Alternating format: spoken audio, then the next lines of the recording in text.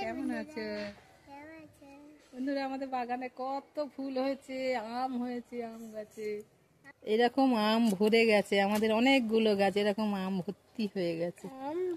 এবার আমরা রেসিপির কাছে চলে যাব। এই আলু নিয়েছি, আলু দিয়ে করব আলুর চোখা। দেখতে থাকুন ভিডিওটা কেমন হতে চলেছে। আলুগুলো একবার ধুয়ে নিয়েছি, আর একবার কলের জলে ধুয়ে নেব। জল দিয়ে দেবো। এবারে দেবো আলু, আলুগুলো সেদ্ধ করে নেব। অল্প একটু লবণ দিয়ে দেবো। মটরশুঁটিটা দিয়ে দেবো। আলুটা সেদ্ধ হয়ে গেছে, নামিয়ে নিয়েছি। আলুগুলো জলে থেকে তুলে নেব, আলুগুলো ছাড়িয়ে নেব। সর্ষের তেল, তেজপাতা, গোটা লঙ্কা, জিরে, আদা। এবার দেবো টমেটো, গোটা লঙ্কা। এবার নেড়ে নেবো মশলাটা। এবার দেবো আলু,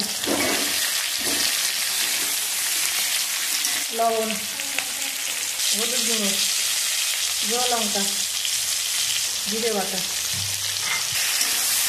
এবার ভালো করে নেড়ে নেবো। মটরশুঁটিটা আমি একটু ভেঙে নেব।